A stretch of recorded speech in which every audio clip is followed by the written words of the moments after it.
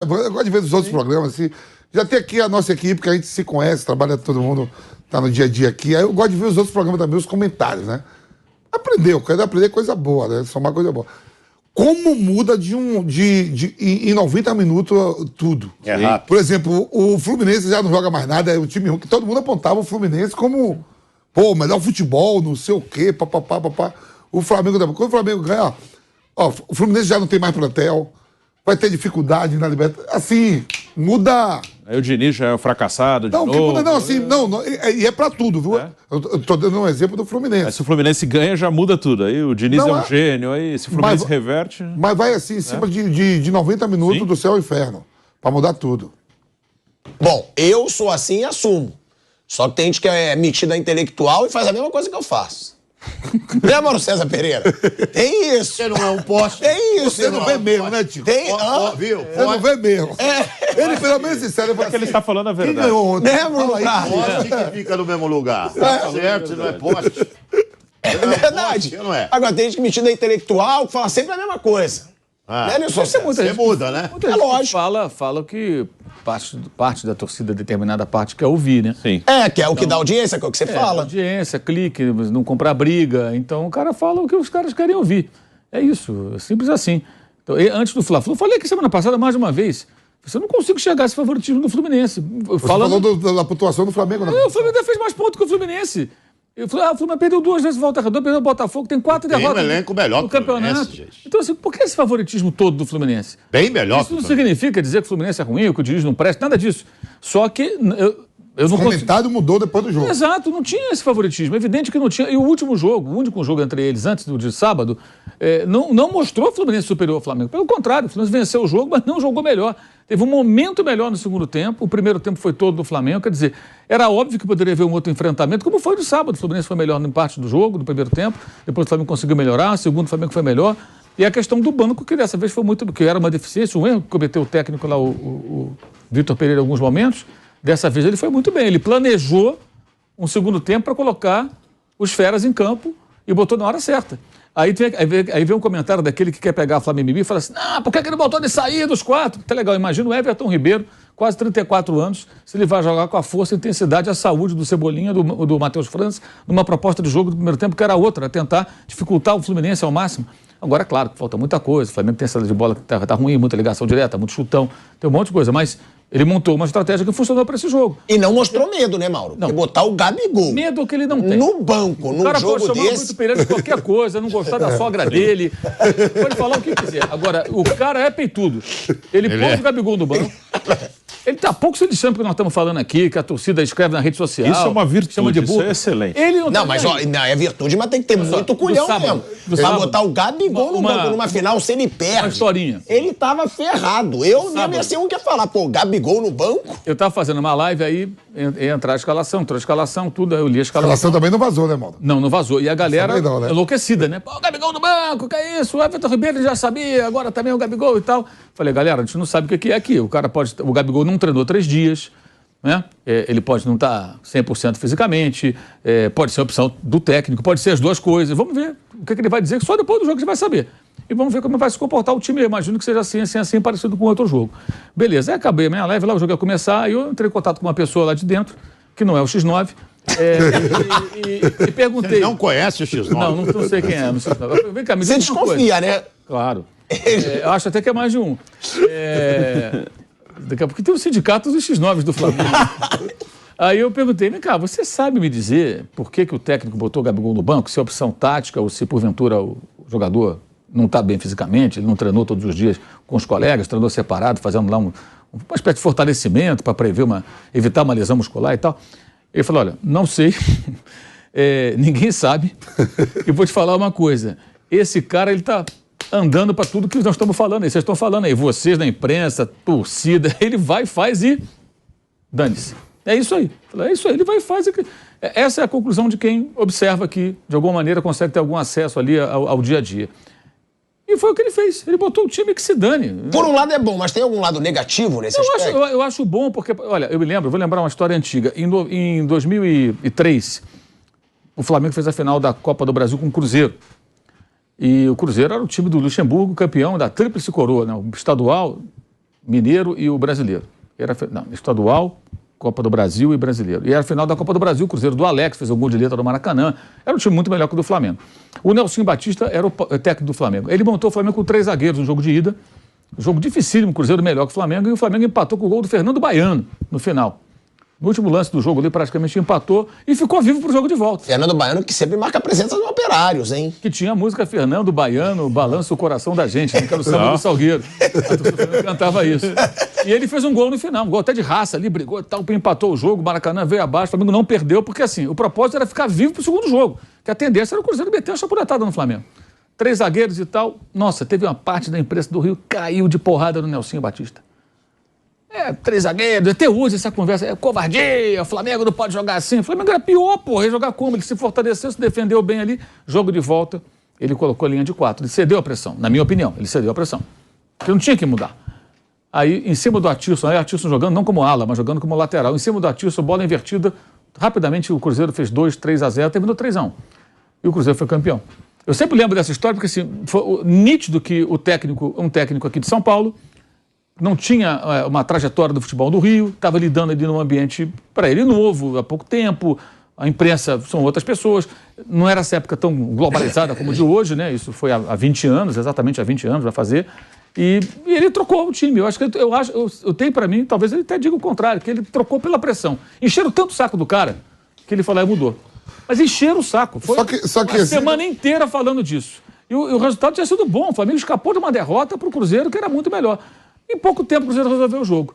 Então eu acho bom que o técnico não dê ouvido. Uma coisa é o técnico selecionar quem ele ouve. Por exemplo, eu vou ouvir essa pessoa, pode ser um jornalista, pode ser um torcedor, pode ser o cara, o porteiro do prédio. Se for uma pessoa ponderada, que fala, olha, eu acho que você acertou aqui, eu acho que ali foi legal. Agora tem gente que o tempo todo... O Flamengo venceu apesar do Vitor Pereira. O Flamengo venceu, mas o Vitor Pereira errou aqui, ali. Quer dizer, o cara fica sempre com má vontade. Mas para ouvir esse tipo de comentário, eu, se eu fosse o técnico, não ouviria, porque não é ponderado. É uma coisa sistemática contra a pessoa, contra o profissional, contra o trabalho dele. Então, eu acho melhor que o cara não ouça e procura ouvir pessoas que possam acrescentar. Ele, vem cá, isso aqui foi mal, isso aqui é ruim.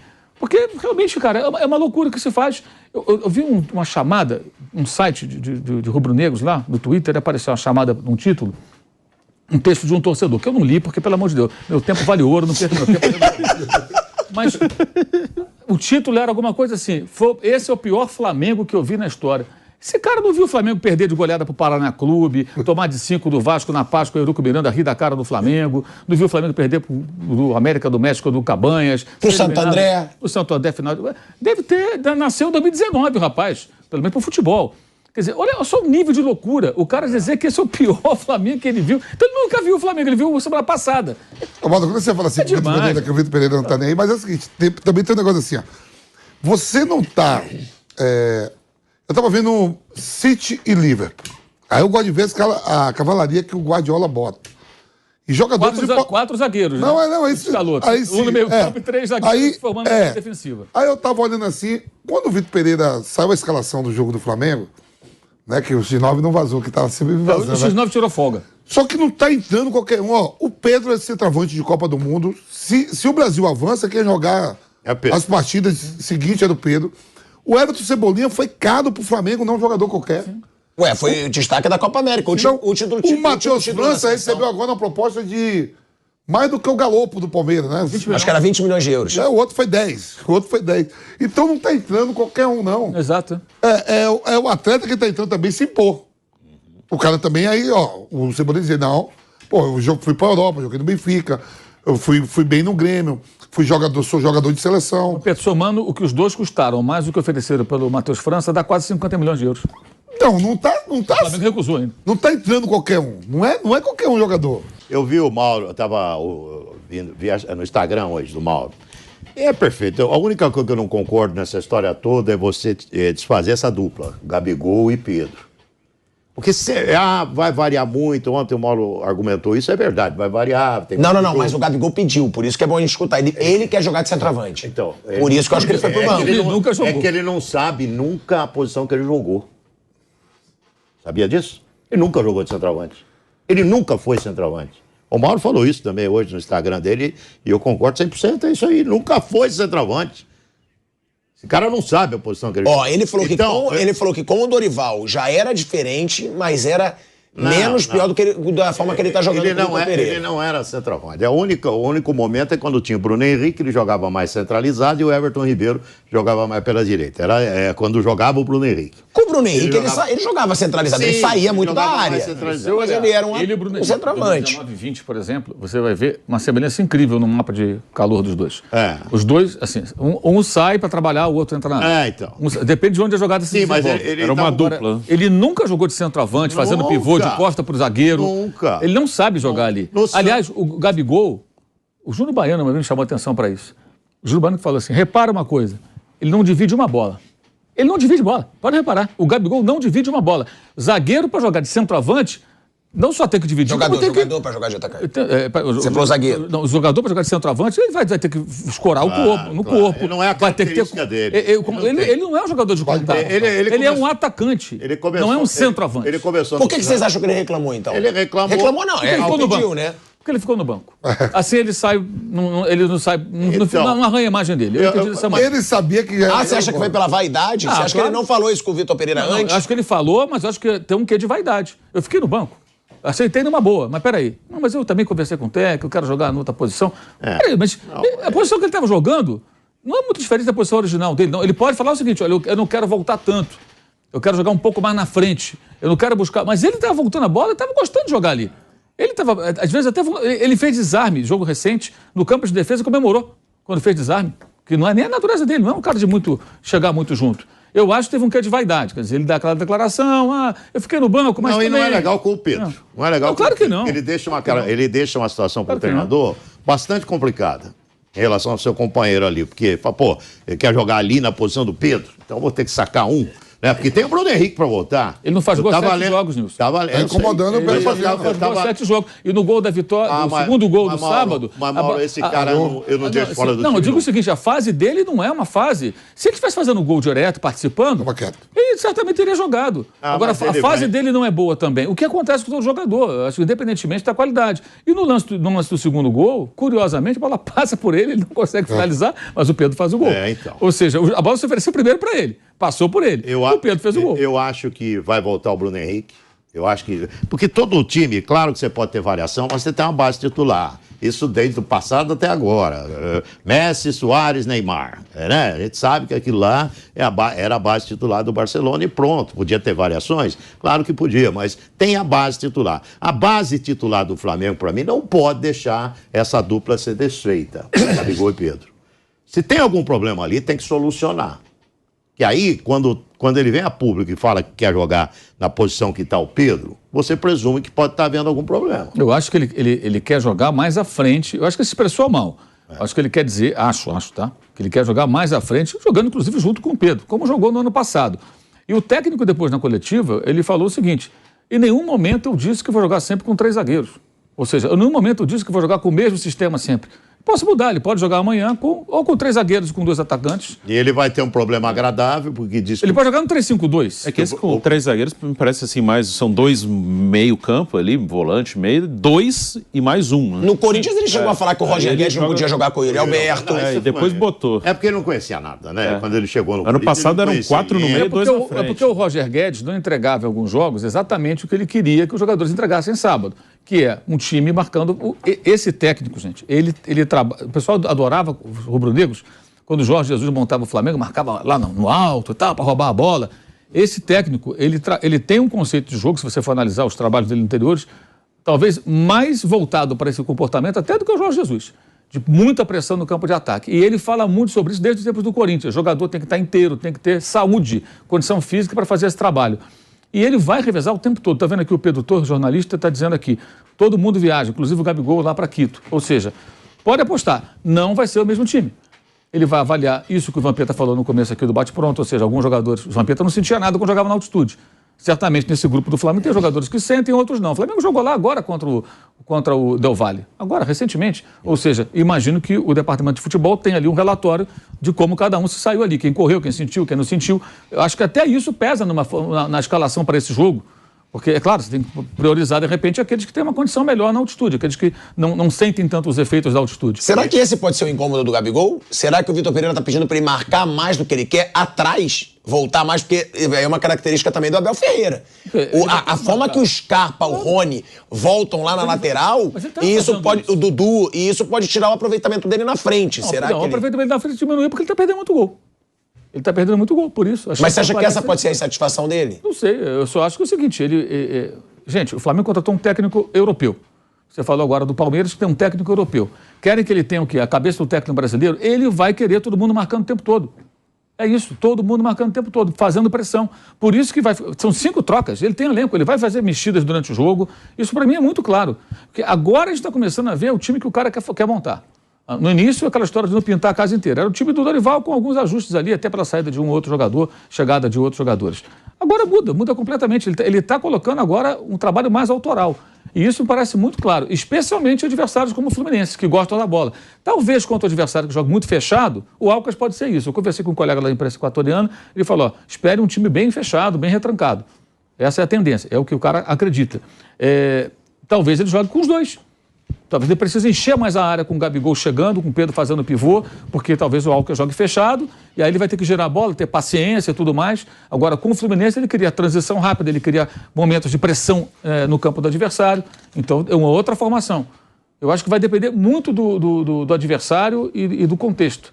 E eu acho que a dupla não vai ser desfeita, eles vão jogar juntos, talvez joguem os 3 juntos, quando o Bruno Henrique voltar. Lembrando que está voltando contra o Curitiba, hein? Dia 19 de abril. Jogaram os 3.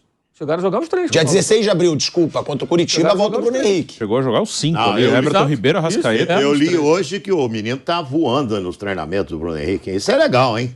Que o Flamengo, eu acho que com o Bruno Henrique vai ter um up danado, sabe? Se ele voltar aquele Bruno Henrique que nós conhecíamos, nossa senhora, vai ter um up danado. E vai ter que jogar. Como é que você vai o Bruno Henrique, se ele jogar o que ele joga, ele não pode ser não. O que ele joga, como é que você não vai botar o Bruno Henrique pra jogar? Tem que arrumar um jeito de botar o cara pra jogar. Esse negócio de conquista vai dar, lógico, todo ser humano para os jogadores, então, não se fala, né? Eu fico sempre olhando assim, a Inter de Milão, ela tem Lukaku, Dzeko e Lautaro Martínez. Eu sempre fico olhando para ver se bota os 3. Às vezes joga os 3 também. Às vezes joga. Então, dependendo do jogo, tudo assim. Já pensou o Bruno Henrique, com fé em Deus, né? A gente torce sempre... É um cara gente boa demais. Boa, não, e pelo bem-estar de não só de qualquer outro atleta, né? E a pessoa votar inteirão, Everton Ribeiro, Bruno Henrique, Arrascaeta, Pedro, Gabigol, olha o leque de opções. Aí você vai dizer assim, o Bruno Henrique vai jogar de titular, o Cebolinha vai ficar puto de cara feia, cara com a história que tem. O Cebolinha saiu jogando. Não, e o Cebolinha também não é um cara qualquer, agora tem que se impor também. Não, né? É isso que eu ia falar. Que jogar. O Cebolinha é um cara que, se ele ganhar ritmo, frequência, ele pode ser um baita jogador. Ele fez a jogada do gol. Sabe que o potencial que ele tem, a gente já viu ele jogando bem. Eu acho até que ele pode ser usado na direita. Ele já tentou algumas vezes, como ala, não deu certo, mas não como ala, mas jogar como atacante pela direita e o Bruno Henrique pela esquerda. Ele pode até montar assim, ele pode treinar o time, ele pode condicionar o Everton Cebolinha para jogar também pela direita. Opções não vai fazer. Já. Mas, mano, uma pergunta que eu queria fazer para você, tá? Eu assisti ao jogo no Maracanã. É impressionante o que joga o Ayrton Lucas. Eu vi muita gente falar do Felipe Luiz. Pô, entrou, realmente. O Felipe Luiz entrou jogando pra caramba. Mas o Ayrton Lucas hoje eu acho um dos principais jogadores do Flamengo. Ele é o principal jogador. Cara, ele tá jogando muita bola, ele é rápido, ele marca, ele avança, ele participou dos 2 gols. Sim, ele é um jogador muito forte fisicamente e assim, o esquema favorece a ele também, né? Isso tem que ser dito também. Aí as pessoas reclamam de 3 zagueiros, o esquema favorece a ele. Do outro lado, o Varela, porque o Varela não tem essa característica. O Varela é um lateral. O Ayrton Lucas é um lateral para rasgar mesmo, para apoiar, para ir para cima. Tem muita força, tem bom controle de bola. Ele já foi importante na final da Libertadores. A contusão do Felipe Luiz foi boa para o Flamengo. A expulsão foi em cima dele. A expulsão foi em cima dele. O Felipe Luiz não tem essa característica. E é interessante observar, assim, ele está potencializando esse jogador, ele está fazendo mais porque o sistema o favorece. A entrada desses 4, Gabigol, Everton Ribeiro, Vidal e Felipe Luiz, naquele momento, por que eu não começar? O jogo não é uma coisa linear. O jogo tem mudanças durante a partida. O comportamento do adversário, o cansaço do adversário. O adversário do Flamengo, que era o Fluminense, era apontado como favorito. Então, assim, aí ganhou do Fluminense, parece que ganhou de ninguém. Outro dia era o favorito. O que o Vampeta falou agora, não tá bom. Não era o favorito, agora ganhou. O Flamengo meteu 8 gols do Fluminense no Vasco em 3 jogos, tomou 3, fez 8 gols. Você tá tão ruim assim? Não é possível. Eu também não acho que está no ideal, longe disso. Mas tão ruim não está. Agora, ele está explorando muito o potencial desse rapaz. Até porque o Cebolinha não é um jogador do lado de campo de ficar buscando fundo, né? Ele vem trabalhar mais por dentro, como acontece na própria jogada do gol, em que ele recebe do Pedro e faz o passe para o gol do Ayrton Lucas. E o Fluminense acho que erra muito, porque ele concentra muito o jogador do lado da bola. Aí quando o Fluminense vai todo para o lado direito, onde começa a jogada, não é nem um corredor, é um boqueirão ali aberto, um latifúndio para o Ayrton Lucas. Ele entra completamente livre e faz o primeiro gol do Flamengo. E tem um aspecto que eu acho que é interessante, até o Vampeta pode falar sobre isso com propriedade, porque foi jogador, que eu acho que é um ponto importante. Como é que você coloca esses caras no banco e você mantém todo mundo de boa, tranquilo, e lá entram dispostos a colaborar? Porque todos entraram bem. O Everton Ribeiro entrou bem, participou do segundo gol. O Felipe Luiz entrou muito bem, melhorou absurdamente a saída de bola. O Vidal veio fazer a saída no meio dos zagueiros na hora que ele entrou. Ele foi fazer a saída, formou ali uma linha de 4 com Varela, Fabrício Bruno, Davi Luiz e o Felipe Luiz. O Ayrton Lucas virou ponta e o Vidal vinha fazer a saída. Aí já muda, né, a qualidade do passe dele. O passe do Vidal é um passe muito certeiro, dá velocidade, dá uma outra dinâmica. Não pode comparar com o Thiago Maia fazendo a saída de bola. Né? Até teve um momento que o Gerson veio jogar mais atrás e o Thiago saiu um pouco até para melhorar um pouquinho esse passe. Eu imagino que não deve ser fácil você colocar esses caras todos no banco assim, e fazer com que eles entrem você falou a e coisa, colaborem. Mas você falou a coisa principal, porque contratou um treinador estrangeiro. A mentalidade é essa, os estrangeiros. Talvez o jogador brasileiro, a gente não tenha essa mentalidade. Pô, ninguém quer ficar no banco. Vai dar, pô, eu sou 8 do Flamengo, eu sou 10 do Flamengo. Hoje não, os números não importam mais, né? 14, 15, 27, 28. É o banco. Talvez isso que o Gabigol falou. Pô, sou campeão de Libertadores aqui.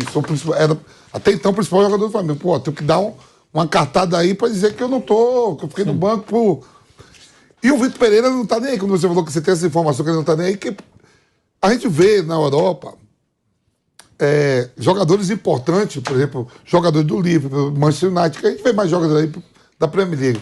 Os caras ficam no banco. Por isso que eu gosto de ver a cavalaria quando Bernardo sai. Silva ficou no banco sábado. Sábado, é um dos principais jogadores com proposta para ir pro Barcelona, com proposta para sair para ir pro Paris Saint-Germain. Tranquilo, entra.